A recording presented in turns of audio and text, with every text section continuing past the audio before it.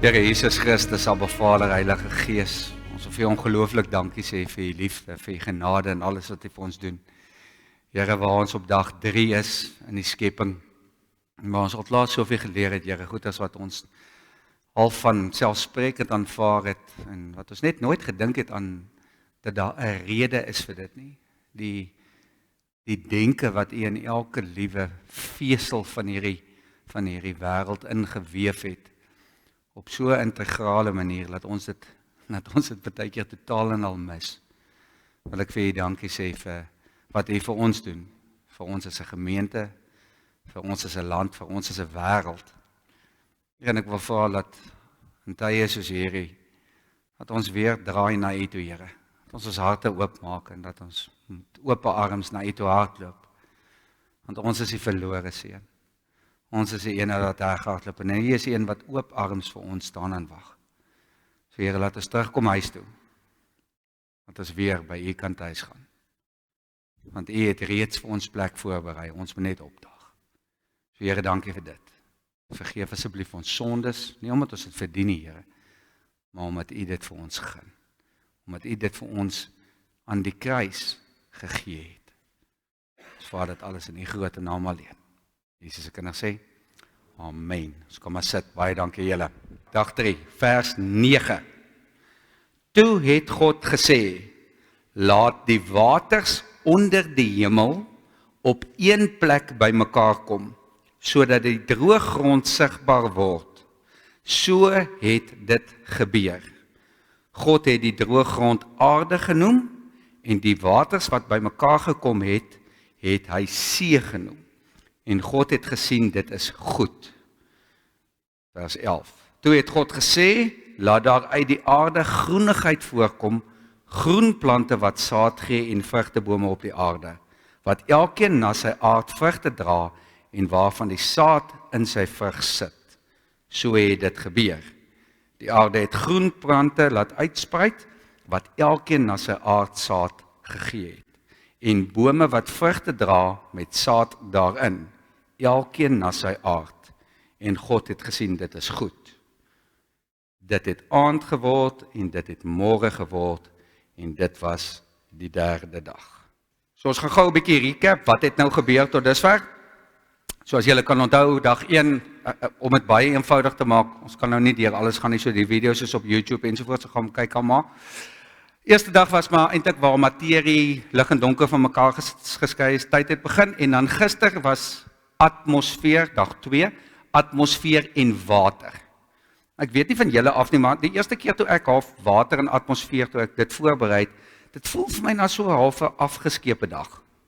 So asof daar nie veel gebeur het nie. Totdat jy nou regtig begin indeel van wat jy begin kyk na, wat is die atmosfeer alles? Wat presies het alles daar gebeur? Hoekom God dit so beplan het? En dieselfde met die water. Want die water is gemaak en die ongelooflik ontsaglike belangrike gedeelte van water.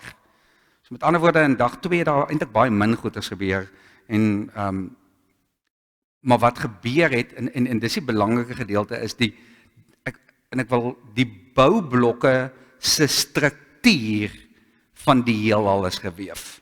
Dis die beste manier hoe ek dit kan verduidelik. So dis nou hoe dit gebeur het. So dag 2 lyk dat nie of iets gebeur het nie, en dan is ons nou by dag 3. Die belangrikheid van die kwaliteite van, het ons nou gisteraand behandel, van water en atmosfeer. Hoe belangrik water is, die kwaliteite wat water het, die kwaliteite wat die atmosfeer het, wat dit alles doen.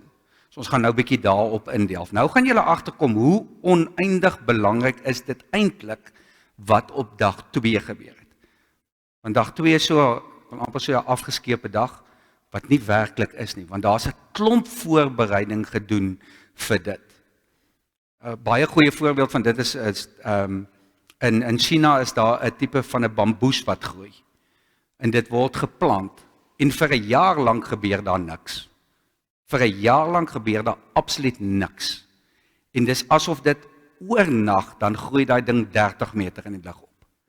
Want wat het gebeur? Die wortelstelsels en alles het reggemaak om dit reg te maak dat hierdie ding kan groei.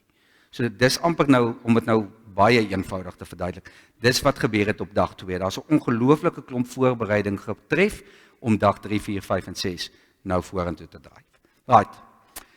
Vers 9. Toe het God, jy kan weer God omkring, Elohim, toe het God gesê, Logos, God het gesê, laat die waters, kan jy omkring, onder die hemel op een plek kan jy ook onderstreep of omkring, by mekaar kom. Sodat die droë grond, kan jy omkring, sigbaar word, so het dit gebeur. Vers 10, God het die droë grond omkring aarde genoem, en die waters wat by mekaar gekom het, het hy see, omkring see, het hy see genoem. En dan weer, God het gesien, dit is goed. Goed kan jy weer omkring. So wat gebeur hierso? God gaan en hy vat, nou is die water, dag 2 is water gemaak. Daai bal water wat daar dryf in die heelal, wat nog nie heelal is nie, net nowhere somewhere, daai bal is daar, so God het water gemaak. Maar nou is hierdie water net water, is atmosfeer en dan is dit water. So nou moet daar iets met hierdie water gebeur. Waar is die aarde? Daar is nog geen grond nie. So nou moet God die grond vorendag bring. So wat gebeur hierso? God sit die water op een plek en hy sit die grond op een plek. So wat gebeur hierso is dit. God gaan en hy sit die water op een plek. Jy kan sien hierdie blou gedeelte sit hy op een plek en die aarde sit hy op een plek. Nou as jy hierdie prentjie kan omdraai, gaan aan die agterkant net water wees. Een kontinent. God sit al die grond of al die droë grond op een plek en al die water sit op 'n ander plek. So as jy gaan kyk na die ouens wat nou die navorsing en goeders gedoen het, sê hulle vir jou dis hoe die aarde begin het. Dit was een kontinent. Dit was so alles bymekaar. Hierdie een kontinent want die water sit op een plek en die ander plek sit die aarde. Okay, nou gaan ons 'n bietjie split en ons gaan nou oor waters praat en dan gaan ons later oor grond praat. So kom ons praat nou eers oor waters.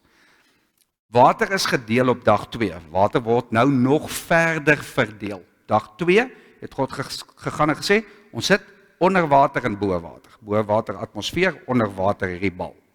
So nou kom God nou sê, maar ons moet dit nou nog verder verdeel. So nou kry ons die kontinent, 'n kontinent, een kontinent en dan kry ons see. Maar daar was ook ander waters. Waar is die ander waters? Binne in daai, onder dit. Daar was ander waters ook, en ons lees dit baie keer mis hierso, want God het gegaan en hy het waters geskei, en dis hoekom dit meervoud is. Hy het waters geskei. So dit was nie net sout water nie, dit was vars water ook, maar waar is die vars water? Die vars water is binne in die grond. So wat hier gebeur is, daar's water wat onder die aarde is. En dan weet ons die water het vanuit die aarde uit opgeborrel na boontoe.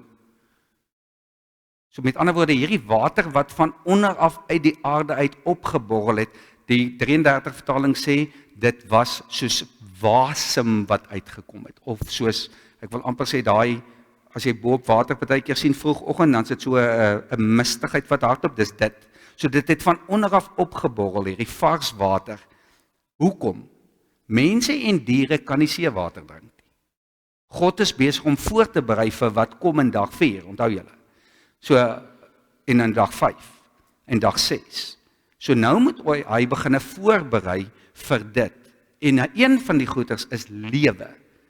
Plante, meeste van die plante, daar is plante wat met seewater werk, maar meeste plante wat op die vaste aarde is, werk met vars water. Dit moet van ergens afkom. Mense en diere het water nodig om te drink, dit moet van ergens afkom. Met ander woorde, dan sit God dit onder die aarde en dit kom van onder af op. Wat gebeur as water aanhoudend van onder af opborrel? Dan begin dit naderhand 'n poel maak. Naderhand begin die poel te veel raak, dan begin die poel wegloop. Wat gebeur dan? Riviere vorm. So met ander woorde, God het nie net aarde gemaak nie, hy het riviere ook gemaak. So met ander woorde, hierdie riviere begin loop. En nie net dit nie. Onthou julle die atmosfeer begin nou 'n rol speel, want wat gebeur hierso? As jy nou 'n bietjie van aardrykskunde af weet, is die donker gedeeltes is ons hoog en die ligte gedeeltes is laag.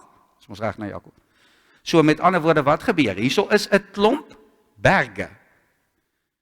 So wat gebeur nou is hierdie koue lug wat by die berg is, saam met die atmosfeer en die water wat daar is, veroorsaak wat?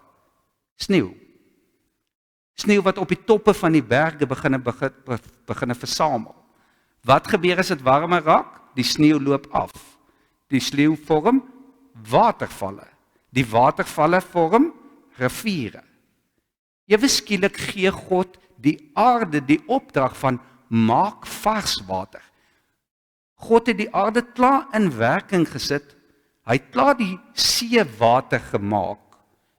Nou gee hy die materie die opdrag van nou maak jy vars water.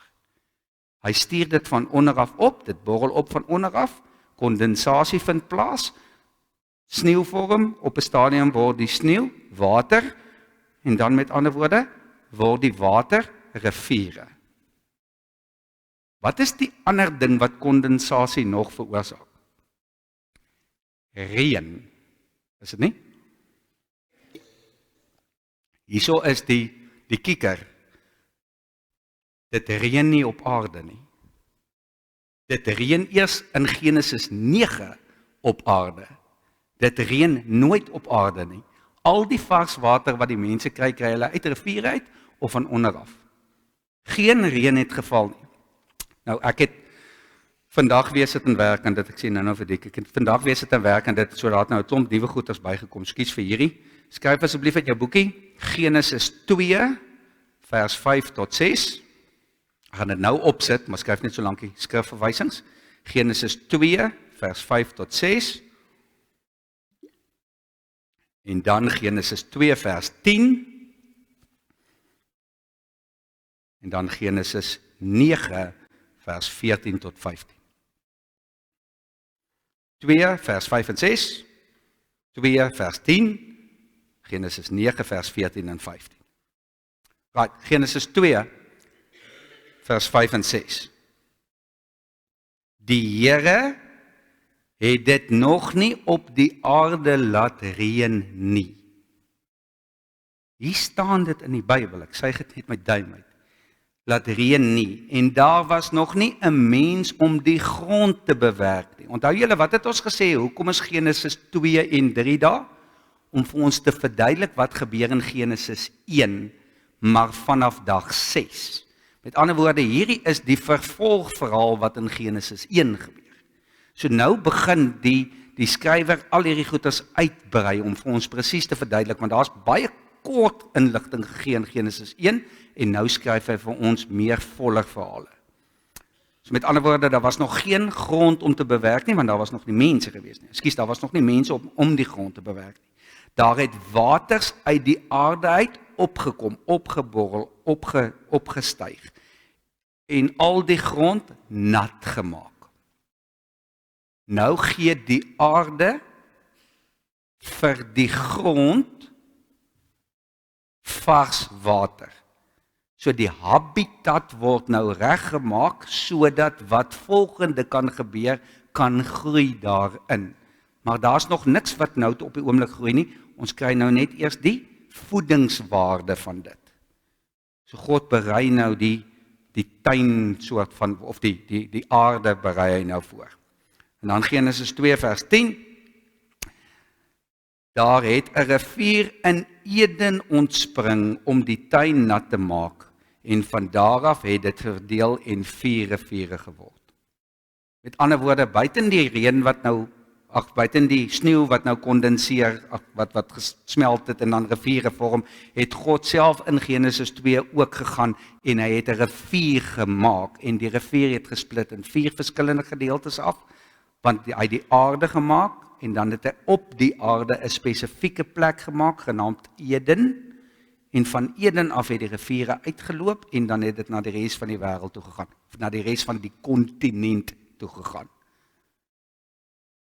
So wanneer val die eerste reën? Ek dan nou sê dit het nog nie, die Bybel sê nou, dit het nog nooit voorheen gereën nie. Wanneer val die eerste reën? Met die sonvloed. Met die sonvloed is dit die eerste keer wat dit reën. Nou ewe skielik as jy die sonvloed storie gaan lees, met ander woorde Noag in die ark. As jy daai gedeelte gaan lees, dan gaan 'n klomp goeters vir jou baie meer sin maak. Luister gou, Noag bou 'n boot in die middel van die woestyn. Heeltemal mal. Dit moes die reaksie gewees het van enige mens wat daar verbygestap het. Punt nommer 1 is soos in wat is hierdie? Want dis in die middel van die woestyn, hulle het in hulle lewe nog nooit 'n boot gesien nie. Hier staan Noag, hy's besig om 'n boot te bou. Dis net hy en sy familie. Dis nie soos op hierdie verhale wat die kameel kom en bout aandra nie, dit was Noag. Noag het meer as genoeg tyd gehad om dit te doen. Hierdie is nou weer 'n preek vir heeltemal 'n ander dag, maar waar het die bome dan gekry dat dit in die middel van die woestyn was? Hy het dit geplant. Die bome het groot geword. Toe het die bome afgekap. Toe het die ark gebou. Gaan lees bietjie hoe lank het dit gevat vandat Noag gehoor het dit gaan reën? Ag, dit gaan 'n sonvloed wees totdat die sonvloed gebeur het? Amper 900 jaar. Meer as genoeg tyd om 'n boom te bou en om af te kap en planke te maak. So wat gebeur nou? Is Noag is besig hierso. En wat gebeur met die mense wat rondom hom staan? Kan julle dink? Het julle al die gesig gesien? Ek dink altyd aan hierdie YouTube videoetjies as jy die eerste keer vir 'n kind 'n suurlemoen gee. Daai babietjies, jy gesig al gesien, hoe lyk dit? Ek dink dit moes min of meer dieselfde gesigte gewees het toe dit begin reën het. Hierdie mense wat staan en ewe skielik val die goeters hier op hulle en hulle kyk vir mekaar en ek kan dink die een sê vir die ander een moet my nie spoeg nie of wat ek wil mag wees. En dan ewe skielik kyk hulle op en hulle in hierdie reën begin afkom en afkom en afkom. Hulle weet nie wat dit is nie. Ewe skielik val daar reën. Genesis 9 vers 14 tot 15. Hierso sê God dan en dan maak hy 'n belofte hierso. Wanneer ek wolke oor die aarde laat saampak en die reënboog verskyn in hulle, sal ek dink aan my verbond. Ek maak 'n belofte aan julle. Sal ek dink aan my verbond met julle en al die diere volgens hulle soorte. Hoor weer hoe word Genesis 1 se woorde herhaal. En al die diere volgens hulle soorte, daar sal nooit weer vloedwaters kom wat alle lewende wesens uitroei nie. Ons spring net gou weer na dag 2 toe van gister. Al daai moeite om die waters te maak, om die waters bymekaar te kry, om al daai atmosfeer te maak. Hoekom? Die element wat die mens, amper die hele menslike wese uitgewis het God gemaak op dag 2. Hoekom? Met 'n doel. Almal van julle wat bote het en wat op die see opgaan, sal hierdie 100% verstaan. Jy het oneindig baie respek vir die see. Want hy vou vir jou nou, as jy nie respek het vir hom nie. Want jy is absoluut niks nie. Ek sal nooit vergeet nie. Die woord genade, ek spring so 'n bietjie van topic af, maar die woord genade, ek weet nie wie van julle verstaan dit nie, ek verstaan dit nie, ek verstaan die konsep, maar die woord verstaan ek nie.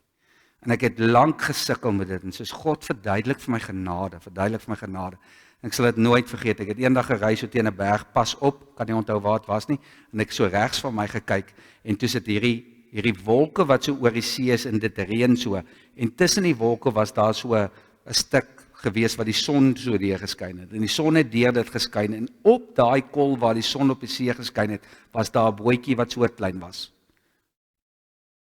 En vir die eerste keer in my lewe het ek genade verstaan. Op my manier. Van soos in kyk die grootheid wat ons as grootheid sien, wat gaan staan langs daai bootjie as hy gedok is. En dan kyk jy die grootheid van God. So hierdie element van water wat die mens uitgeroei het. Maar kyk na die mooi van dit. Daar's 'n begin en dan maak God 'n einde, sonvloed. En dan maak hy weer 'n begin en dan maak hy weer hierdie. En dan maak hy weer 'n reënboog. Dis een van die mooiste goeders wat jy kry. En dis 7 kleure. Perfekte getal.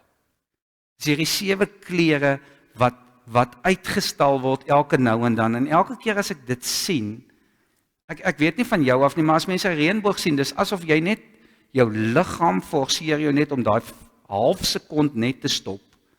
En net dit te wat, selfs binne 'n sproeier, het jy al gesien, selfs in 'n sproeier, as jy dit sien, stop jy net so en jy kyk net weer daarna. En hoeveel te meer as jy 'n reënboog sien so, by so 'n ongelooflike uitsig. So waaruit bestaan 'n reënboog? Wat is 'n reënboog? Dit is die partikels, met ander woorde die reendruppeltjies, wat dit vorm 'n tipe van 'n prisma, wat dan die wit lig, die lig reflekteer binne in hom en dan skei dit uit en dan maak dit hierdie 7 kleure wat ons sien. 'n Reënboog kan nie bestaan sonder reën nie.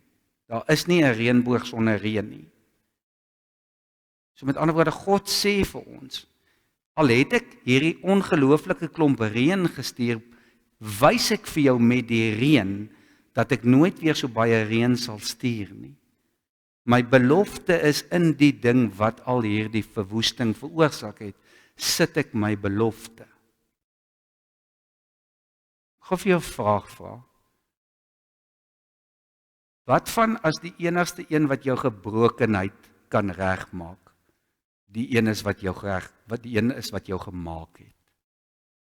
Hoor mooi. Wat van as die een wat jou gebrokenheid kan regmaak, die enigste ene is wat jou gemaak het? En sien, ons wil baie keer ons gebrokenheid op ander plekke laat regmaak. Maar hoekom gaan ons nie na die potterbakker toe wat die pot gemaak het nie? Hoekom wil ons na die skoenmaker toe gaan wat skoene maak en sê, maak asseblief die pot heel? En hier wys God dit vir ons in 'n reënboog om vir ons te sê, ek julle vernietig, amper heeltemal met hierdie. Maar ek gee hierdie vir julle om te wys, ek sal nooit weer hierdie doen nie. Die reën was nog nooit voor die sonvloed nodig nie. Want daar was nog nooit reën gewees nie.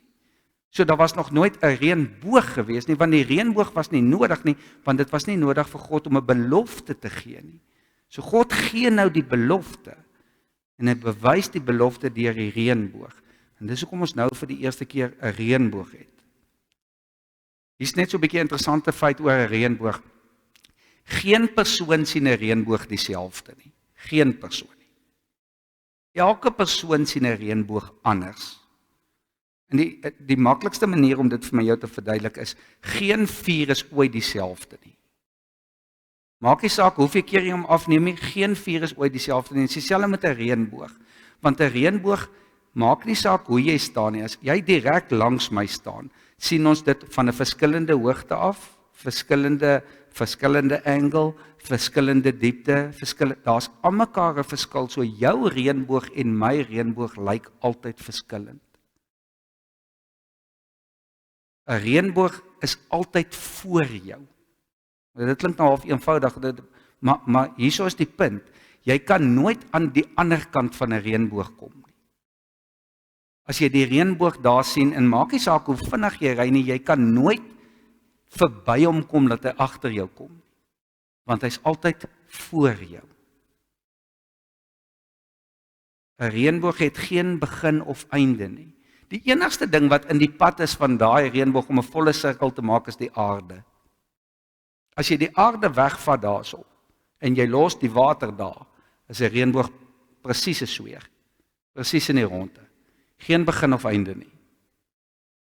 Klink dit soos iets wat ons ken? Iemand wat ons ken? Geen begin of einde nie. Perfektheid. Elke keer. God wys in 'n reënboog dat hy 'n belofte maak, dat hy nooit weer dit aan ons sal doen wat hy aan ons gedoen het, as gevolg van dit wat ons gedoen het. Maar hy wys ook dat ek nooit julle alleen sal los nie, selfs in 'n reënboog. Vir altyd sal dit so wees. So met ander woorde, nou kom ons terug na hierdie toe. Hierdie kontinent. Die kontinent lyk nie meer so nie, hy lyk nou so.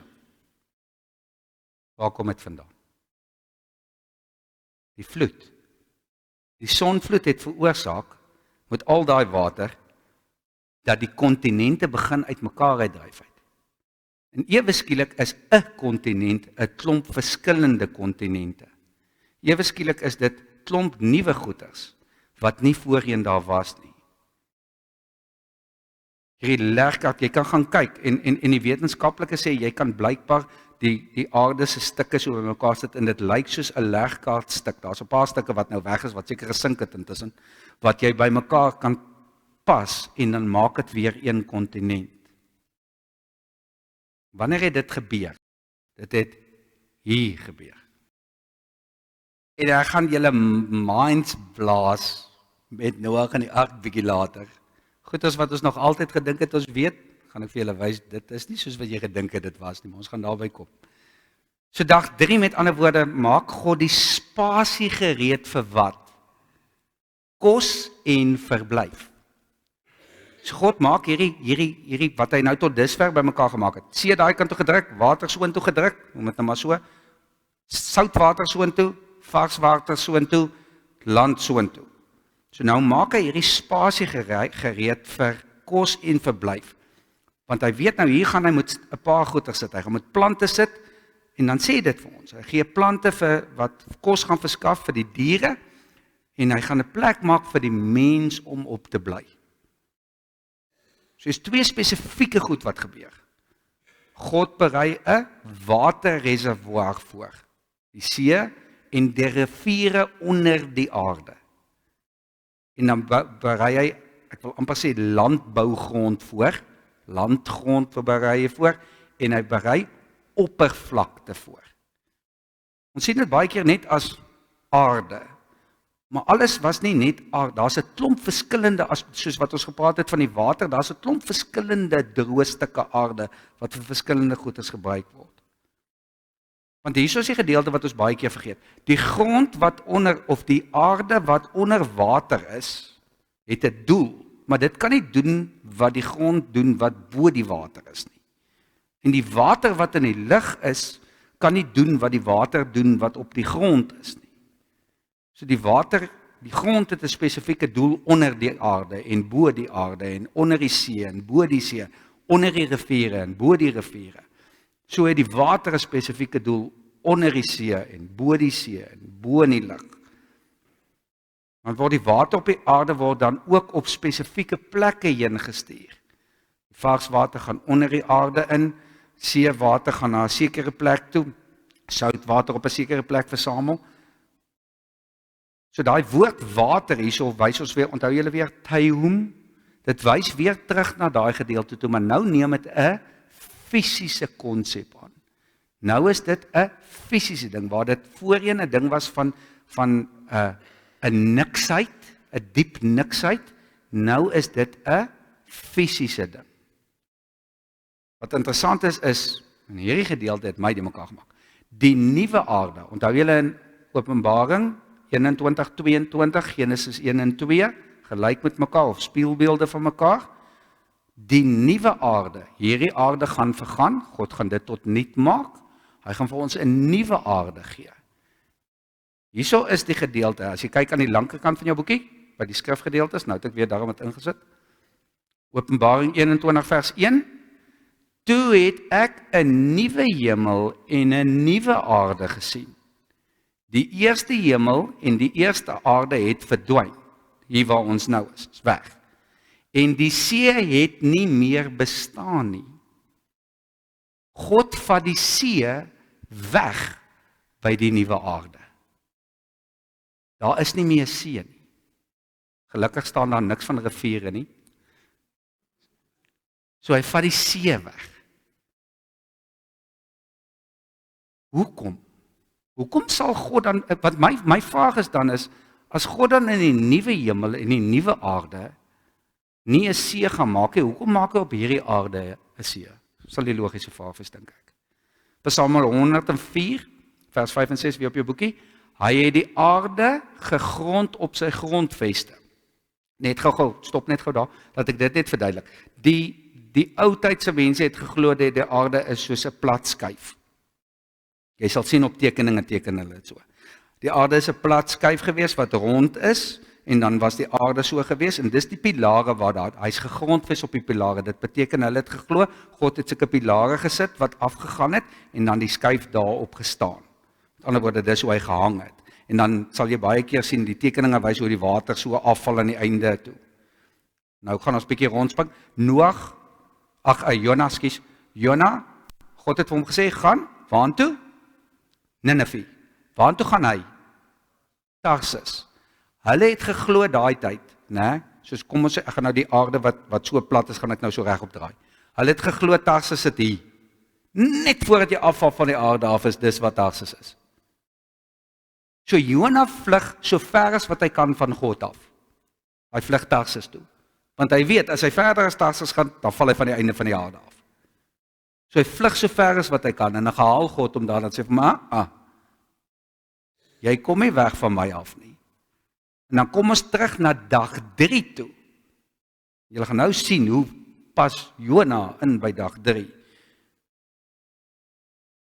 Hy het die aardige grond op sy grondveste, sodat dit ewig en vir altyd nie wankel nie. Weer daai pilare ding. U het dit met die wêreldvloed soos met 'n kleed oorgetrek. Weer daai wat alles vernietig word. Die waters het bo oor die berge gestaan. So hoekom weer eens vra ek die vraag, hoekom is die aarde, op die aarde nou is daar see? Hoekom het die eerste aarde 'n see? En hoekom het God selfs gesê, dit is toop? Dit is goed. Hoekom het hy gesê, dit is goed? Onthou julle, ek het gesê, hier in die begin, God maak alles om vir ons goeders te verduidelik. So met ander woorde, dit is baie keer 'n metafoor vir iets wat ons klein koppietjies kan verstaan, as God van iets praat, of Jesus praat van iets vorentoe, dat hy na dit kan verwys. Hierdie is een van daai gevalle. God doen goed op aarde nou, om mense te help verstaan van wat. En dis hoekom hy die see gemaak het. Die see help ons om te verstaan van sonde, vergifnis, en die nodigheid van redding. Sonde, vergifnis en die nodigheid van redding. Want nou moet julle 'n ding verstaan, die Jode van daai tyd, en ons verstaan nou hierdie Genesis geskryf vir die Jode voor die tyd, hulle het 'n ongelooflike nou koneksie gehad tussen diep waters. Dis hoekom hulle was nie groot seevaarders gewees nie. Gaan kyk bietjie die ouens wat die wêreld verken het, was die Jode nie. Hulle is nie lief gewees vir water nie. Want hoekom? Hulle het die see met die hel vergelyk. Dit was vir hulle is gelyk aan. Diepsee is gelyk aan hel. Want hulle was ongelooflik bang gewees daarvoor. So die waters, hierdie kleed, hierdie tyhoem wat bedek, dit vir die Jode sien dit is 'n ewige oordeel en dood. Dis vir hulle hierdie diep blouheid. Dink gou by jouself as jy diep onder die water in begin sak en die son kan nie meer daar raak nie, daai donkerte, jy weet naderhand nie meer watter kant is op, links, regs, niks nie. So met ander woorde, dit is 'n metafoor vir ewige dood en oordeel. Dit help om dan hulle verstaan vir in hierdie diep bodemlose plek wat jy afgaan en afgaan en afgaan en afgaan en jy kan nooit weer opkom nie. Dis asof jy sak net in hierdie, onthou julle die woord wat ek nou die dag gebruik het, abyss. Jy sak in hierdie Mariana Trench af en jy kan nie uitkom nie. Kyk weer op die bladsy langsam, Psalm 71 vers 20. U wat my baie en bange node laat sien het. Hoor jy die vrees? Baie en bange node laat sien het, sal my weer lewend maak en my nie weer ophaal uit die wondervoede van die aarde nie, die tyhoem nie. Met ander woorde, u sal my nie weer daar uithaal nie. Of u sal my weer uithaal. Met ander woorde, u sal my uit die dood uithaal. So God maak hierdie diep waters sodat ons kan verstaan en dit 'n voorbeeld kan wees vir ons vir dood en oordeel. So die metafoor in die tweede skepping. So dis hoekom daar nie 'n see is in die tweede skepping nie. Want hoekom? Geen dood, geen rekenskap, geen sonde, geen pyn, geen niks. Perfektheid. Niks wat die see verteenwoordig nie. Die teenoorgestelde. Lees weer daar, Openbaring 21 vers 4, en God sal al die trane van hulle oë afvee, en daar sal geen dood meer wees nie. Ook droefheid en geween en moeite sal daar nie meer wees nie, want die eerste dinge het verbygegaan. So daai see, elke keer as jy na die see kyk, en wat hulle sou gedoen het, as hulle na die see gekyk het, het hulle droefheid en pyn en al hierdie goeders gesien. En in die tweede skepping, in die nuwe Jerusalem, in die nuwe aarde, sal ons niks van dit hê nie. So die dinge soos donker en diep see is 'n metafoor vir God, vir ons te verduidelik van dood en van oordeel. En dit wat ons nie verstaan nie, of wat ons nog nie beleef het nie. Niemand van ons is al dood nie. Ons was al by iemand wat dood gegaan het, maar niemand van ons was al dood nie. Jy weet nie waardeur daai persoon gaan nie. Ons het 'n goeie idee. Ek weet waardeur ek gaan as ek by iemand is wat sterf, maar jy weet nie waardeur gaan daai persoon nie. So dis 'n goeie verduideliking om vir hulle te sê, weet jy wat, hierdie metafoor illustreer dit vir jou. Kyk gou daai gedeelte wat ons gelees het in die begin, dan sien jy vers 9 en 10. Dan sit so, en God het daarna gekyk en hy het gesê, dit is goed. Ek is streep tussen 9 en 10 en 11 en 12. 9, 10, streep, 11 en 12. Want kyk, dis twee verskillende goeders wat gebeur. Dis half 'n A en 'n B. Want die eerste gedeelte doen God wat?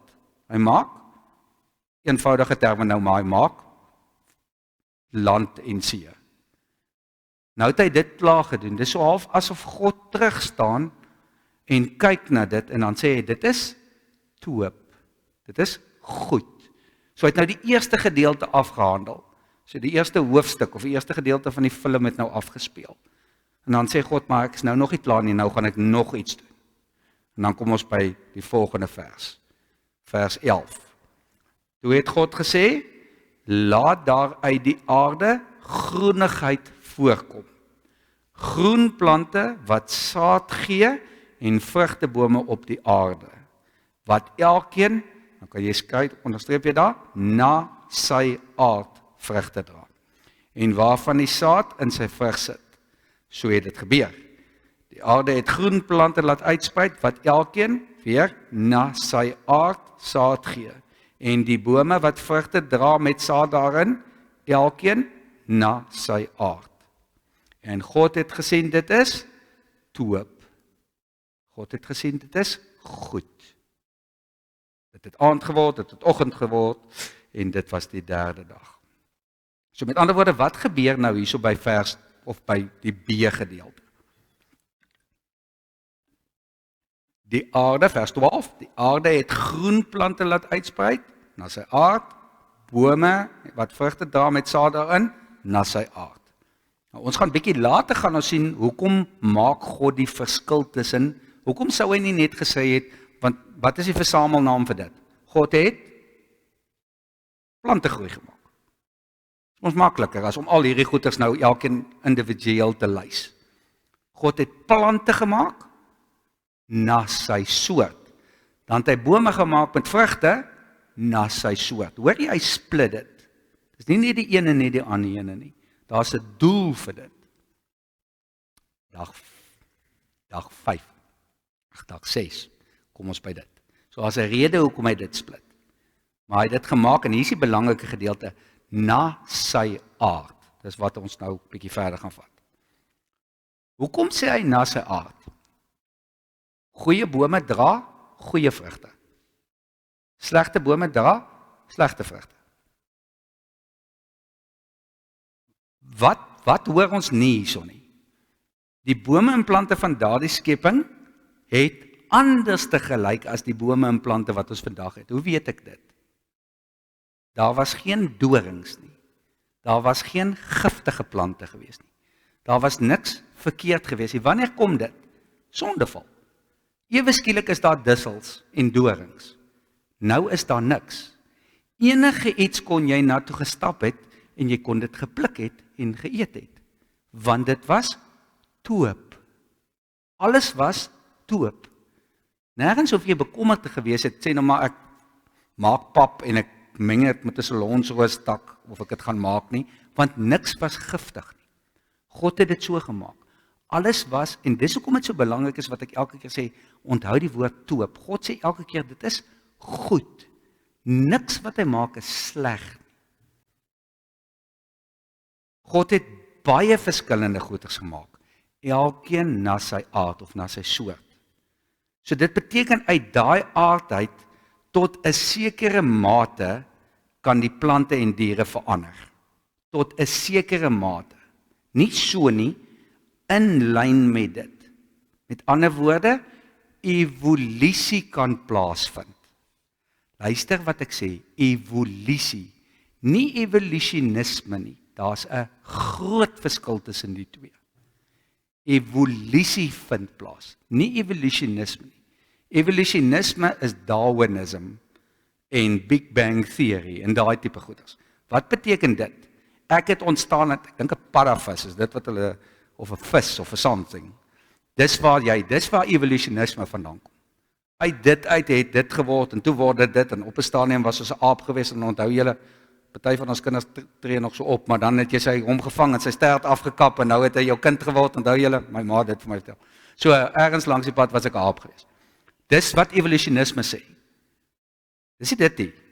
Evolusie is heeltemal iets anders. Evolusie is waar goeders kan split en waar dit ander goeders kan word. Met ander woorde, om die maklikste verduideliking is, jy weet hier in jou mond sit daar slagtande. Dis kort, baie kort. 3, 4, 500 jaar terug, beloof ek vir jou, was hulle baie langer gewees. Hoekom? Die vleis was baie taaier gewees as wat dit nou is. So jy moes dit skeer. Maar nou, 400 jaar, 200 jaar, 100, ek weet nie hoe lankie, na die tyd, is ons tandjies baie kleiner, want ons eet nou al baie civilized met die mense in die ver. So met ander woorde, ewe skielik het ons nie meer nodig om dit te doen nie. Ek sê altyd, as ek dink aan ons matriekseuns, was dit reuse gewees. Toe word ons matriek, en dink ek myself, haai fooi tog. Want hoekom? En ek glo ons voel almal so, maar gaan kyk 200 jaar terug, 100 jaar terug, dit was manne. Want hoekom? Jy het goed rondgedra. Ek dink ons kinders gaan sulke spierduime ontwikkel van games sit en speel. Evolusie. Dis presies wat hier gebeur. Nou, om hierdie na sy aard te verduidelik, ons is nou by plante, ons gaan na diere toe, maar ek gaan diere gebruik om dit te verduidelik, is net makliker. Die maklikste beskrywing is, jy het canines. Met ander woorde, dis 'n spesiesoort. En in canines kan jy kry 'n wolf of 'n jakkals of 'n hond. En hulle is almal van dieselfde DNA tipe. Met ander woorde, hulle kon uit 'n wolf kon uit 'n of 'n hond kon uit 'n nee wag. 'n Hond het uit 'n wolf uit ontwikkel. Want dis so dit kan so ontwikkel. Uit iets uit kan dit iets anders te word. Maar uit 'n hond uit kan daar nie 'n seekoei ontwikkel nie, want dis nie in dieselfde aard nie. Verstaan hoekom sê die Bybel dit vir ons so? En dis nou dieselfde waar die feline groep, daaruit het jy 'n leeu en 'n luiperd gekry en selfs 'n kat kom uit daai genetiese pool uit. So dis in hulle DNA. Ander woorde, hulle gaan op daai lyn. Ons sal in die dag 6 sal ons weer 'n bietjie meer hieroor praat. So wat gebeur hierso? Die keerpunt kom hierso nou in dag 3. In dag 3 gaan ons nou sien, God het nou 'n klomp goeders gemaak. Hy het al die goeders gemaak en dan het hy die aarde, hy het nou die habitat begin voorberei vir ons. Hy het die habitat begin voorberei vir plante wat kos gee, vir bome wat kos gee. So hy's besig om al hierdie goeders nou bymekaar te maak, want hy's nou besig om te werk na die swan song toe, wat ons is. So het al hierdie goeders nou bymekaar gemaak. OK. So ons is hierso by dag 3. Materie, energie, lig, donker, atmosfeer, water, en dan kan jy daar by jou chart, kan jy by dag 3 kan jy inskryf. Aarde, see, riviere, plante, bome. En jy kan 'n hakie maar skryf kos, want dit is wat dit is. En nou soos ons aangaan, sal julle nou sien hoe daai ene korrespondeer. Hoe dag 4 korrespondeer met dag 1. Dag 5 korrespondeer met 2 en 6 korrespondeer met 3. Dag 7 het ek uitgelos want dis weer 'n week op sy eie. En God het gerus.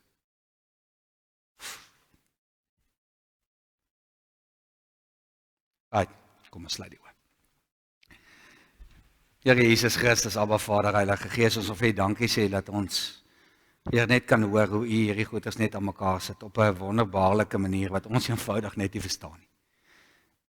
Waar U vir ons goed voorberei. Here, ek kan dit nie genoeg sê nie, waar U sit en tyd spandeer om vir my, ek, sondige Molly, om vir my hierdie goeders te gee wat my asem wegslaan as ek terugstaan en ek kyk na wat rondom my is. En ons vat dit so maklik net vir granted, wat ons dit nie raak sien nie. Ons hardloop teen 1 miljoen kilometer per uur elke dag en dan mis ons U skepping. So Here, gee ons asseblief net 'n slag, laat ons net weer 'n slag stil staan. Net weer rondom ons kyk en net weer waardeer wat U vir ons gegee het. Want dis vir ons, nie vir enige iets anderste nie, vir ons. So Here, ek wil vir U dankie sê uit die diepte van my hart uit. Dankie dat U my waardig ag om my kind te noem. En dat ek die voorreg het om vir U Papa te sê. Amen.